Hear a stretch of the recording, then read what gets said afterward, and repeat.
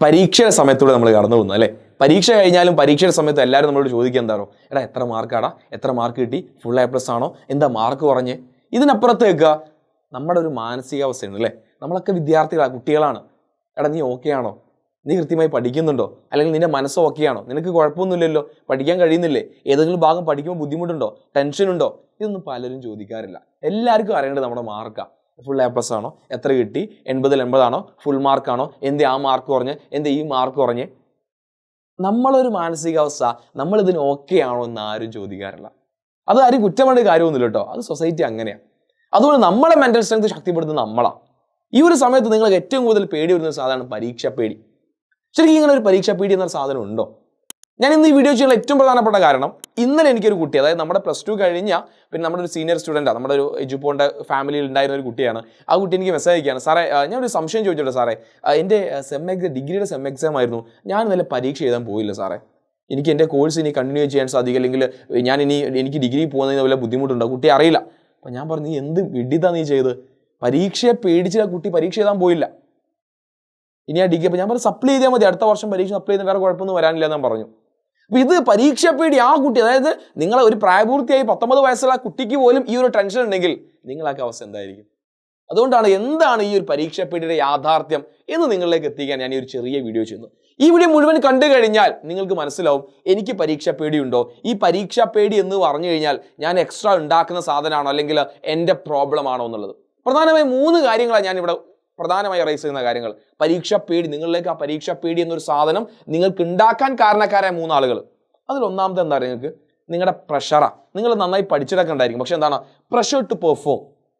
നിങ്ങൾ പഠിച്ച കാര്യത്തെ പരീക്ഷയ്ക്കിലേക്ക് എഴുതുമ്പോൾ അത് നിങ്ങളെ ഒരുപാട് രീതി നിങ്ങൾ ചിന്തിക്കുന്നുണ്ട്. ഒരുപാട് രീതിയിൽ ചിന്തിക്കുക എന്ന് പറഞ്ഞാൽ, ഇപ്പം ഞാനൊരു ടോപ്പിക് ഞാൻ പഠിച്ചു, നാളെ ഞാൻ മാത്സിൻ്റെ പരീക്ഷ എഴുതാൻ വേണ്ടി പോവാ, ആദ്യം ചിന്തിക്കുക എന്തായിരിക്കും അറിയോ?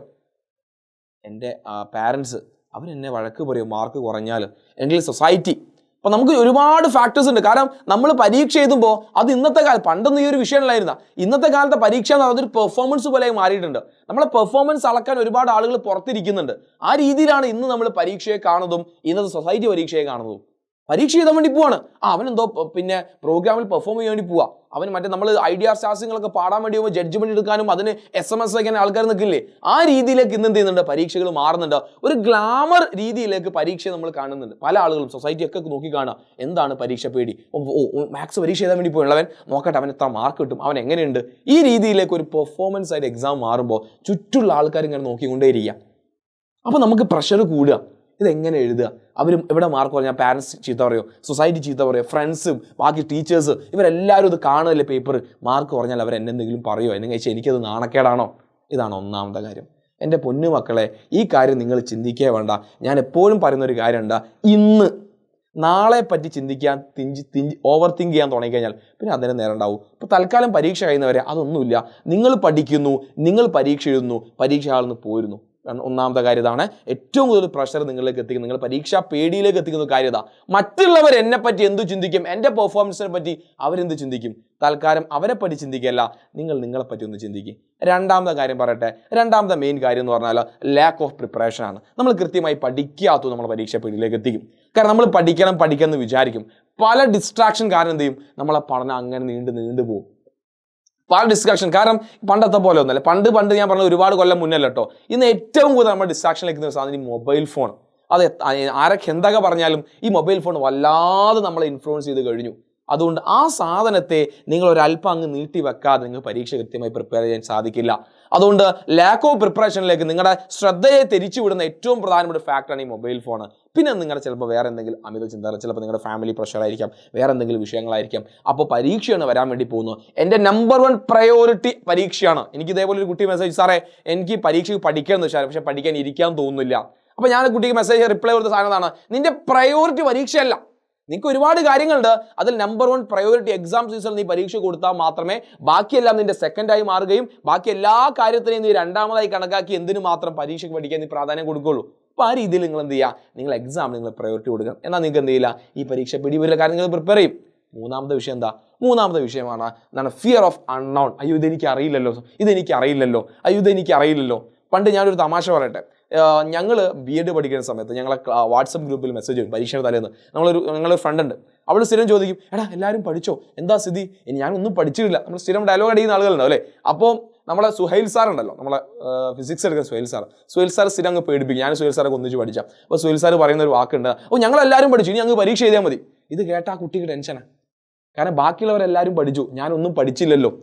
നമ്മൾ ചുമ്മാ പറയുന്ന പഠിച്ചു എന്നുള്ളതൊക്കെ ചുമ്മാ കുട്ടിയെ ഒന്ന് വെറുതെ വാട്സപ്പ് ഗ്രൂപ്പിൽ പറയുന്ന ഈ ചിന്ത പോലും, ആ ചെറിയ ചിന്ത പോലും നമ്മൾ എന്ത് ചെയ്യുന്നുണ്ട്, നമ്മൾ ടെൻഷനിലേക്ക് കൊണ്ടെത്തിക്കുന്നുണ്ട്. അപ്പോൾ നിങ്ങൾ ഏറ്റവും ബേസിക്കായി മനസ്സിലാക്കേണ്ട കാര്യം, പരീക്ഷാ സമയം എന്ന് പറഞ്ഞാൽ ഓട്ടോമാറ്റിക്കലി ഈ എല്ലാ ഫാക്ടേഴ്സും കൂടി കടന്ന് പോകുമ്പോൾ നമ്മുടെ മനസ്സിലേക്ക് ഒരു പേടിയുടെ ഒരു അത് നമ്മുടെ സൈക്കോളജിക്കൽ രീതിയാണ്. നമ്മൾ മനുഷ്യർ പല കാര്യത്തിനെയും നമുക്കൊരു മറ്റുള്ളവർ അനലൈസ് ചെയ്യുന്ന പല കാര്യത്തിൽ നമുക്ക് ചെയ്യുമ്പോൾ ഒരു പേടി ഉണ്ടായിരിക്കും. അപ്പോൾ ആ ഒരു ചെറിയ പേടിയാണ് ഈ പറയുന്നതിലൊക്കെ നിങ്ങൾ എത്തിക്കുന്ന കാര്യങ്ങൾ. അതുകൊണ്ട് തൽക്കാലം ഫിയർ ഓഫ് അൺനോൺ നിങ്ങൾക്ക് ഒഴിവാക്കാം, നന്നായി പഠിച്ചാൽ മതി. ലാക്ക് ഓഫ് പ്രിപ്പറേഷൻ നിങ്ങൾക്ക് ഒഴിവാക്കാം, എന്താ നന്നായി പഠിച്ചാൽ മതി. നന്നായി പഠിക്കാൻ പറഞ്ഞാൽ എന്താ, വെറുതെ പറയല്ല. എഡ്യൂപോഡ് കൃത്യമായി ലൈവ് ക്ലാസ് തരുന്നുണ്ടല്ലോ, ആ ക്ലാസ് സ്ഥിരമായി നിങ്ങൾ അറ്റൻഡ് ചെയ്യുക, വേറെ ഒന്നും നിങ്ങൾ ചെയ്യേണ്ട. ഇത് ഞാൻ ചുമ്മാ പറഞ്ഞല്ല, ഇത് ഞാൻ ഉറപ്പ് തരിക. നിങ്ങൾ കൃത്യമായി ആ ക്ലാസ് മാത്രം കണ്ടാൽ മതി. ഇനി ടെക്സ്റ്റ് നോട്ട് പോലും വായിച്ചില്ലെങ്കിൽ ഒരു കുഴപ്പമില്ല, നമ്മൾ ഇതിൻ്റെ നോട്ട് നിങ്ങൾ വായിച്ചാൽ മതി. അതുപോലെ തന്നെ ഏറ്റവും പ്രധാനപ്പെട്ട ഒരു കാര്യം, ഈ ഒരു സാധനം ഉണ്ടല്ലോ, പ്രഷർ ടു പെർഫോം. നിങ്ങൾ ചുമ്മാ ഓവർ തിങ്ക് ചെയ്ത് കൂട്ടാണ്. ആരും വരൂല മക്കളെ, നിങ്ങളെ രക്ഷിക്കാൻ ആരും വരൂല, നിങ്ങൾ മാത്രമേ ഉണ്ടായിരിക്കുള്ളൂ. അതുകൊണ്ട് മറ്റുള്ളവർ എന്ത് ചിന്തിക്കുന്നു, മറ്റുള്ളവർ എന്ത് പറയുന്നു എന്ന് കരുതി ചുമ്മാ നിങ്ങളെ സമയത്തെ ഇല്ലാതാക്കാൻ ശ്രമിച്ചാൽ പിന്നെ അതിനെ നേരം ഉണ്ടാവുള്ളൂ. സോ നിങ്ങളുടെ ഫ്രണ്ട്സിലേക്ക് ഈ വീഡിയോ ഒന്ന് ഷെയർ ചെയ്ത് കൊടുക്കുക. കാരണം മാനസിക ഇതുണ്ടല്ലോ, നമ്മളൊരു മെൻ്റൽ സ്റ്റെബിലിറ്റി, മെൻ്റൽ ഹാപ്പിനെസ് വളരെ പ്രധാനപ്പെട്ട പരീക്ഷയുടെ സമയത്ത്. ഈ ഒരു മെൻ്റൽ ഹാപ്പിനെസ് ഉണ്ടെങ്കിലേ പരീക്ഷയെ നന്നായി എഴുതാൻ കഴിയുള്ളൂ.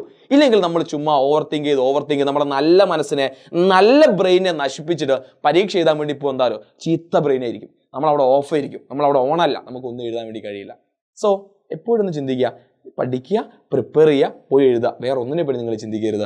നിങ്ങൾ വേറെ എന്തെങ്കിലും ടെൻഷൻസ്, പരീക്ഷയുമായി ബന്ധം നിങ്ങൾക്ക് എന്തെങ്കിലും ടെൻഷൻ ഉണ്ടെങ്കിൽ നിങ്ങൾ താഴെ കമൻറ്റ് ചെയ്യുക. അതിനൊക്കെ നമ്മൾ കൃത്യമായി റിപ്ലൈ ചെയ്ത് നിങ്ങൾ വീഡിയോ ചെയ്യുക, നമ്മൾ വീഡിയോ ചെയ്തു തരും. മാനസിക ഉല്ലാസം അല്ലെങ്കിൽ മാനസിക എന്താ പറയുക സംതൃപ്തി അല്ലെങ്കിൽ ഒരു മാനസിക ഹാപ്പിനെസ്, മെൻ്റൽ ഹാപ്പിനെസ് വളരെ പ്രധാനപ്പെട്ട. അപ്പോൾ അത് നമ്മൾ കൃത്യമായി കീപ്പ് ചെയ്തുകൊണ്ടേയിരിക്കണം. നിങ്ങൾ ഹാപ്പി ആയിട്ടിരിക്കുക. എന്ത് ടെൻഷൻ ഉണ്ടെങ്കിലും നിങ്ങൾ എഡ്യൂപോഡുമായി ബന്ധപ്പെട്ടാൽ മതി. നമ്മളെ ടീച്ചേഴ്സിൻ്റെ നമ്പറൊക്കെ നിങ്ങളുടെ കയ്യിലുണ്ടെന്ന് വിചാരിക്കുന്നു. നമ്മൾ നിങ്ങളെ കൂടെയുണ്ട്. അപ്പോൾ നന്നായി പഠിക്കുക. പരീക്ഷ വീഡിയോ നിങ്ങൾക്ക് ആർക്കുമില്ല. നിങ്ങൾ പഠിച്ചതൊക്കെ പരീക്ഷയ്ക്ക് വരുള്ളൂ, അല്ലാതെ ഒരു സാധനം വരില്ല. അത് എൻ്റെ വാക്കാണ്. നിങ്ങൾ പഠിച്ചതല്ലാത്ത ഒരു സാധനം പരീക്ഷയ്ക്ക് വരില്ല, അത് എൻ്റെ വാക്കാണ്. നമ്മൾ കൃത്യമായി നമ്മളെ ലൈവ് സീരീസും ക്ലാസ്സുകളും നിങ്ങൾ കാണുക, ഒരു പേടിയും വേണ്ട. ഓക്കെ, അപ്പോൾ ഓൾ ദി ബെസ്റ്റ്, പോസിറ്റീവായിട്ടിരിക്കുക. ബാക്കി നമ്മൾ വരുന്നത് വെച്ച് കാണണം, അത്രേ ഉള്ളൂ.